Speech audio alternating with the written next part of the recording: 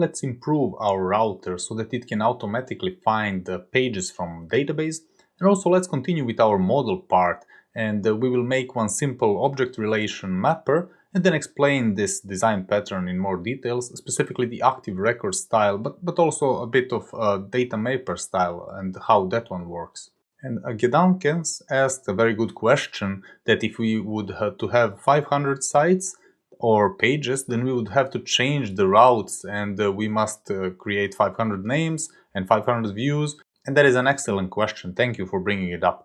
And we have actually improved the 500 views part in one of the previous videos by introducing the page ID, if you remember, and that allows us to reuse the page view template. However, there is still hard-coded value in a lot of controllers.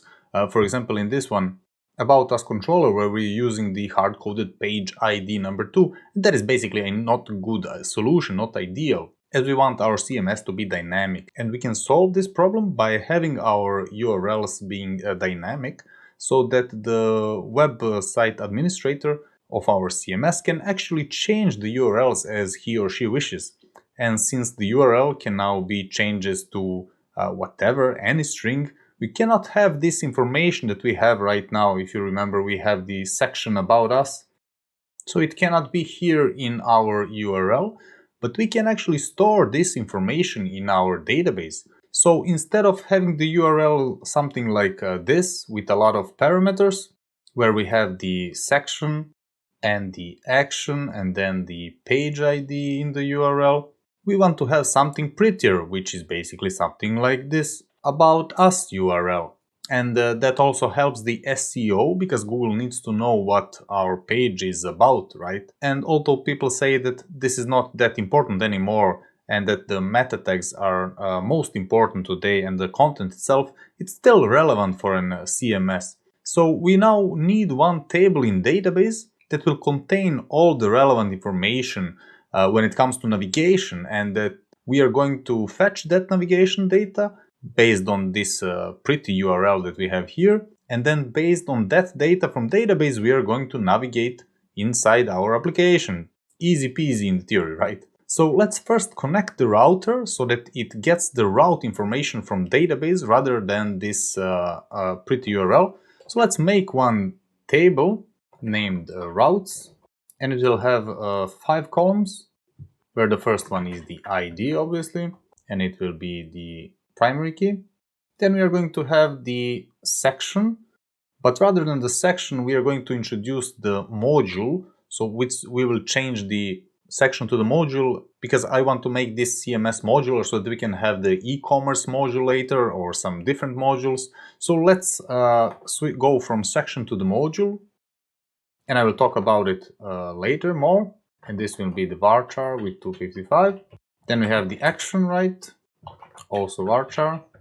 And now we need the entity ID. In this case, this entity ID is the ID of the page when we're talking about the About Us page. However, when listing products, this could be a product ID or category ID or something else, but we need some entity ID. And then we also need a pretty URL that we are going to pass to our application with the 255 characters string. It might be even longer, but I don't think that's very relevant at this point.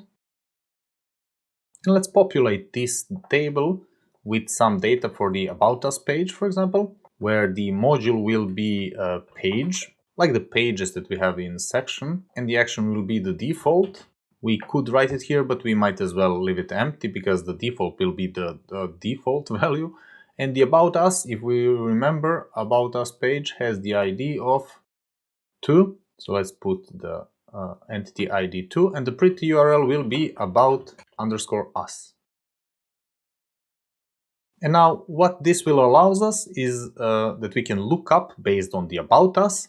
So this About Us is our string here, and based on that string we are going to look up and find what the section and the action and even the entity ID is going to be used in the navigation throughout our application, so that our router knows exactly where to take us, to which controller or which module and which page to display.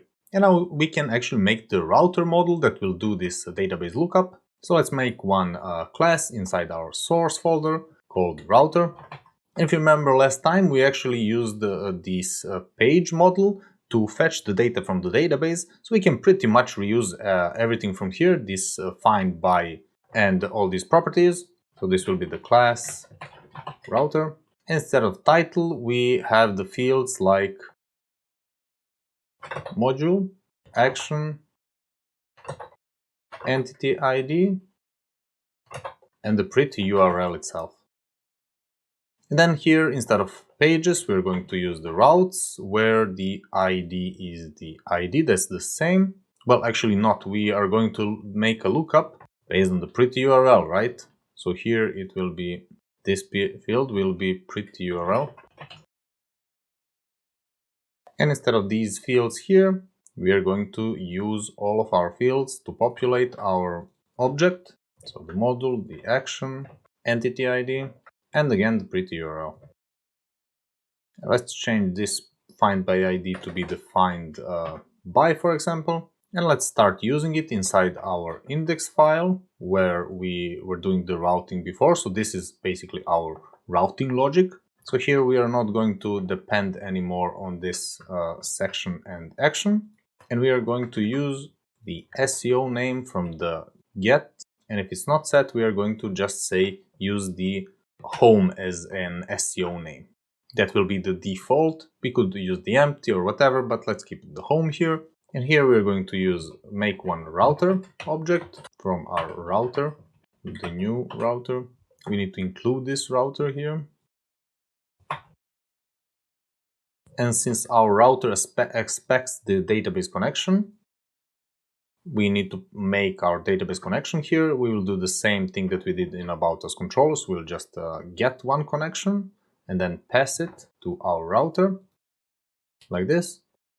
And then we can use our method to fetch some data from the database. So we can just use the find by, and the pretty URL will be about us in this case. I will just hard code it temporarily here. But let's see what we get out of database with our object if I would to pass the pretty URL about us. Here we have some errors, and that is because I forgot the pretty URL here. It should be L. Actually, I used the SEO name, sorry. And here I should pass this action. And it's still not working. That is because it's not fetching the data from the database. So let's just quickly debug the database connection. What is being sent, and we do that by sending the debug dumps params function. If we refresh now, and it looks fine, where pretty URL is about us. Oh, it's not the router, I think it's called the routes. Yes, so that's the error. Database name should be routes. And we see that we get one module page and action default with the entity ID 2. And there are some errors because our application is complaining that we don't have these sections, and that is because we don't have that part yet. However, instead of writing this SU name equals about us now, we want to make it a bit prettier. So I will just put one HTTP access file that I found on the internet and that I have been using for quite a long time. And what it does, it's basically, it uses the rewrite engine or the mod rewrite for the Apache, and it changes everything that's been given to the URL to the browser, to the server, and changes it to this string here. So we can say, instead of everything, this index and the SEO name, we can just say about us, and we will get the same result because it converts whatever here to something, to the SEO name equals to something. And I can show you really quickly how that works. If I would just dump the get super global here, if I just var dump get, we can see that it contains one SEO name string with value whatever, and that is basically whatever we have typed here into the browser.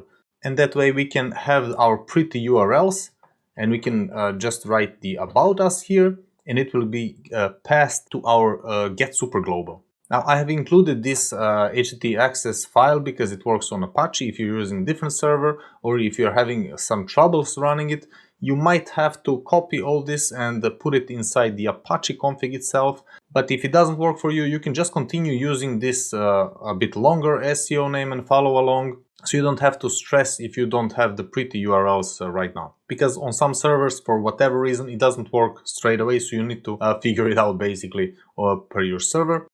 But let's continue with our route. We remove these dumps. And now in our route, since we have this object here, we have our module. We know what module it is. We can check on that module instead of this section. And we can just say if router module is a page, we are going to go inside of this controller. And if I remove this dump, I will comment it so that you can have it if you're coding along. We can see that page is not found, and that is because our action is not being given. We can actually define action here, temporarily at least. We can say that this is the router action. If it's empty, then we will have the default action, sorry. So if it's not empty, then we are going to return itself or go to the default action. Then we have our About Us page, just as we started. Same thing we had before, but now we have our router picking up the route based on the pretty URL and getting the navigation portion from the database. So these are the basics of our router, but if you remembered, we copied this code inside our router from a different place, from the from the page. So this is basically the duplicate of the code. It does exactly the same thing. It fetches the data from the database and then populates some field. And since this is duplication, if you recall, the duplication is our big enemy and we try to avoid it. So we can try to extract this find by from both these models to make it a bit more dynamic, so that both page model and the router can use exact this same functionality. So if we extract this find by and this find by ID methods to another object that we can call, for example, entity, store it here inside our source, and let's give it a class definition, entity. And then we are going to basically move this find by over here. And let's see if we can change something to make this a bit more dynamic so that it's not hard coding the table name, for example. So we will need the protected table name so that we can use this table name over here. And also we will need a field name and the field value. So let's make those one.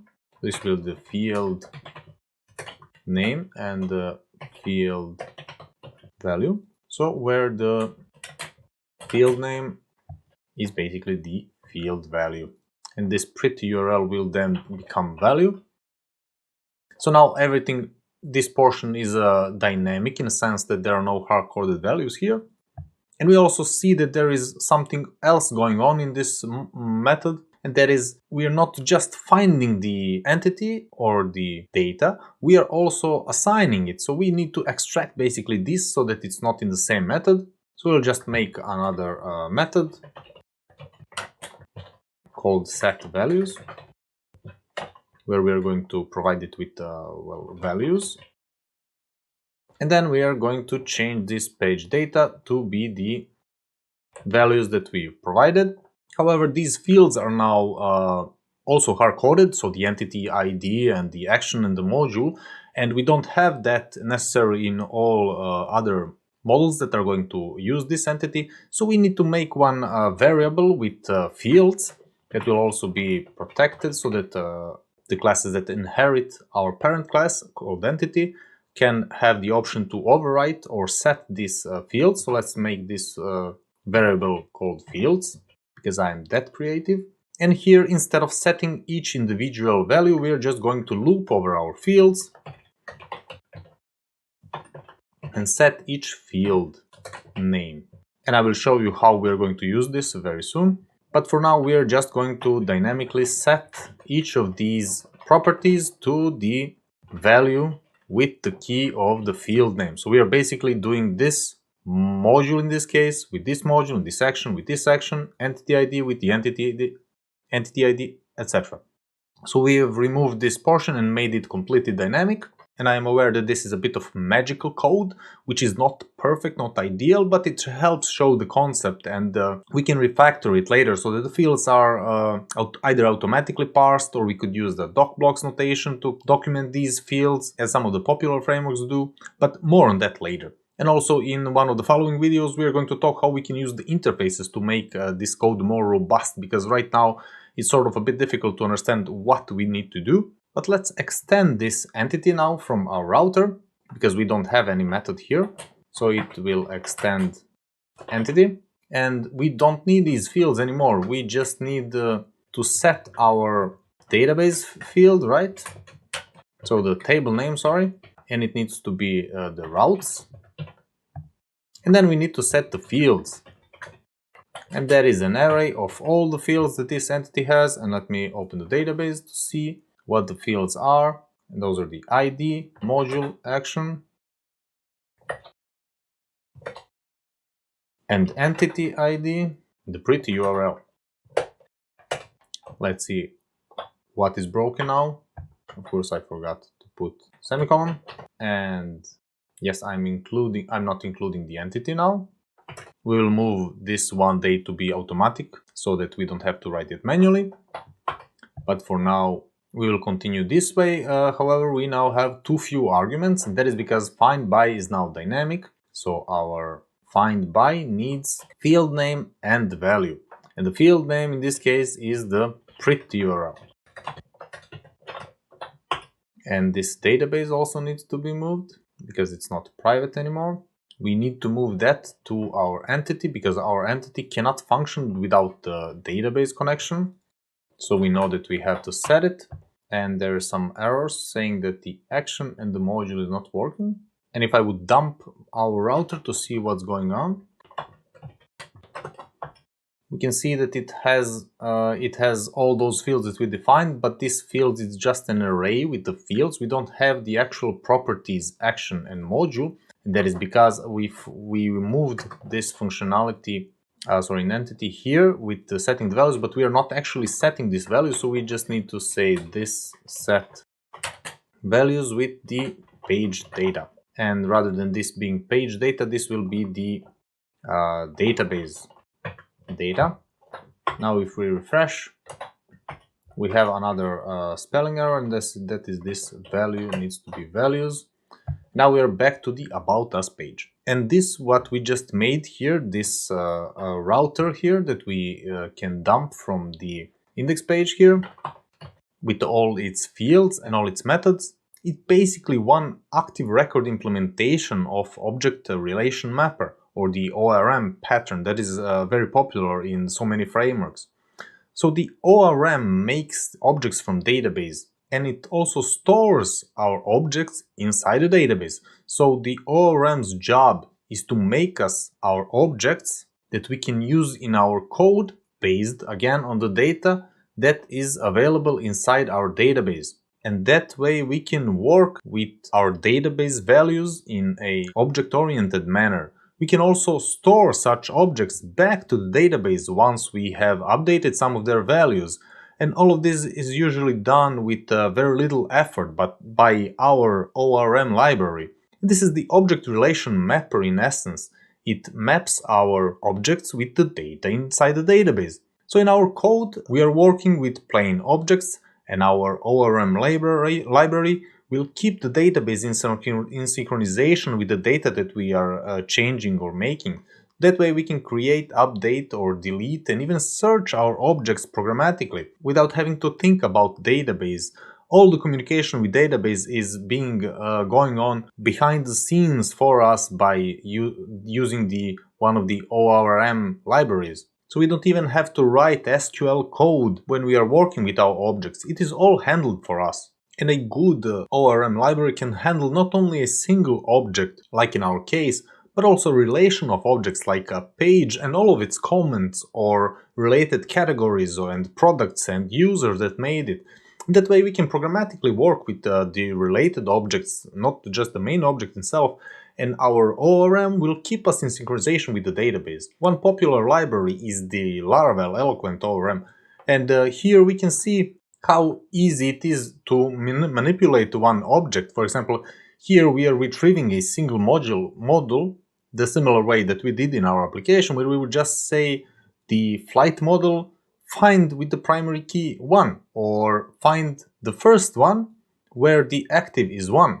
And I will put all these links into the description so that you can research it your own. You can also find any methods by using multiple IDs, or get the first of, or search where the legs is higher than 100 and get the first of the legs, etc, etc. So you can combine it and make some complex queries, so to speak, where you would programmatically change your queries, and the ORM library Eloquent in this case will make the queries and retrieve the objects for you. And we can also see how easy it is to make one model. For example, in this case we would make a new flight object, we would set the name for it, then we would just ask our ORM to save it, our Active Record to save it, or in this case we can just retrieve it from the database, change its name and save it back to the database. And this is Active Record in practice, and it's one of the easiest types or styles of ORM. And in our objects like pages or routers, in our example, we extend the ORM library, and then we can manipulate the database programmatically. We can ask these models to update their database representation on their own, so that the objects are a bit more self-aware. And another style of ORM is data mapper, which is basically very similar to this one, but in that style the objects remain a bit simpler and they don't know to manipulate the database. Rather, the database manipulation is being done in a sort of a service, usually called an entity manager, and that service knows about database manipulation. That way the service is responsible for retrieving and storing the objects for us.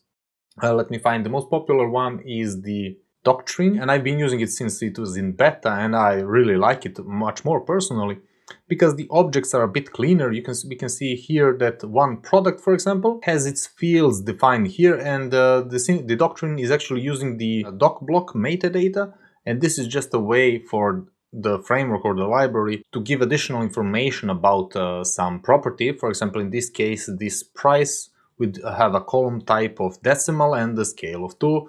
This string will have the length of 100. And this will tell the Doctrine how is this field related to the database itself. But once you are done with defining your object, then you would actually use the entity manager.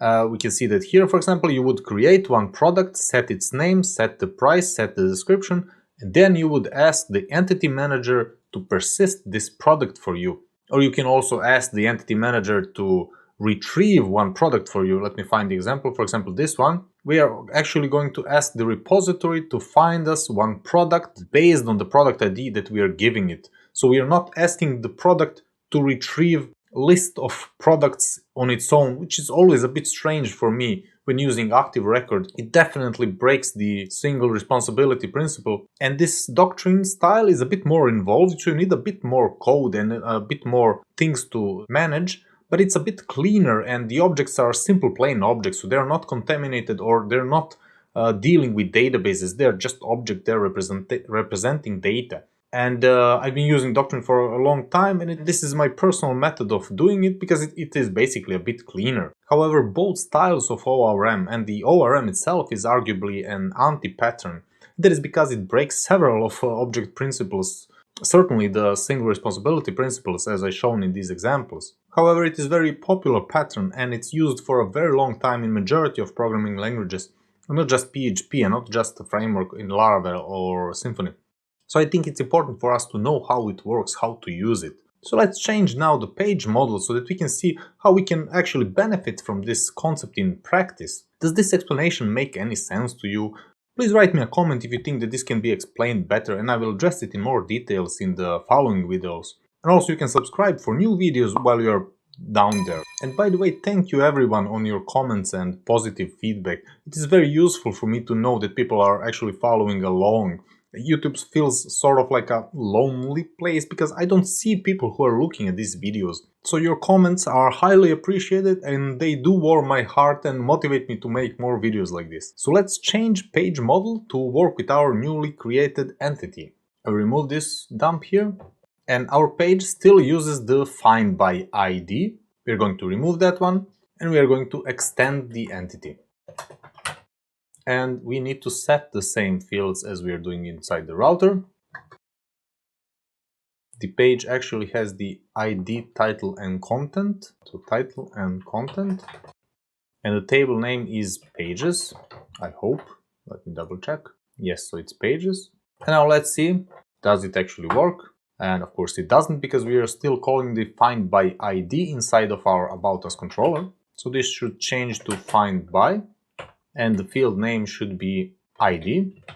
And we still get our About Us page. So it was that easy to convert a code that is using its own methods to something that's a bit more uniform. And that is the beauty of object-oriented programming. We have a lot of flexibility when we are changing the code, when we are refactoring, and when we are reusing the code, so that we can save the time and reduce future problems, basically.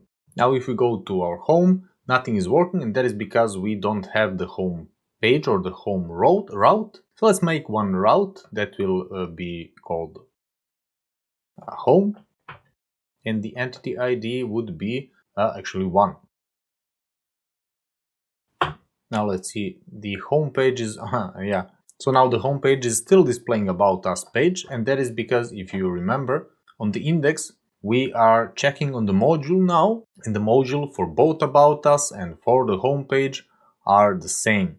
And if we open our homepage controller, beside our About Us controller, if we remove this data here, we can see that these two controllers are pretty much identical, or they are actually quite identical. The only difference is the page ID here. We are using the same template, we are connecting to the database, we are using the same objects.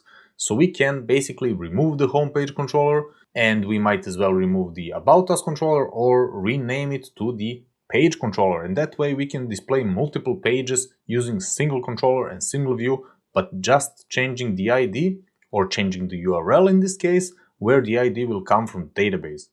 So let's do that quickly. So this About Us controller should be named page controller, and here instead of including the About Us, we're going to include the page controller. If we refresh now, we still do have the About Us page, and that is because we still have that ID hard-coded over here. We do have that, if you remember, that entity ID that we stored in our database, and that is this one. In this case, this is a module page, so it will be the page ID. So we might as well pass this entity ID with our controller, so that we have the something like about controller, set entity ID to the router entity ID. Now this is not About Us controller anymore, this is basically the page controller now. And this method does not exist inside our page controller, so let's quickly make it. We might as well make it inside of our parent controller. Set entity ID will receive the entity ID, and it will store this entity ID. And this entity ID will be defined here as the protected field. And now here we can, instead of hard coding, we can use this, our newly made entity ID. Let's see what happens now. And we have the home page. And if we go to About Us page, we have the About page. We can basically now even remove this else portion because we are never going to go to home page. We have the page module as our default page now. So we have removed quite a lot of if-elses and quite a lot of hard-coded things. We can now even remove this home page controller because we don't need it. We are using our page controller. Let's just update our navigation so that we can click around. So instead of index section blah blah blah, this will be about_us. And now we have the About Us and we have the home page working dynamically from the database with dynamic URLs that we can change from the database. Of course, we are not going to change this from the database by using the PHP myadmin.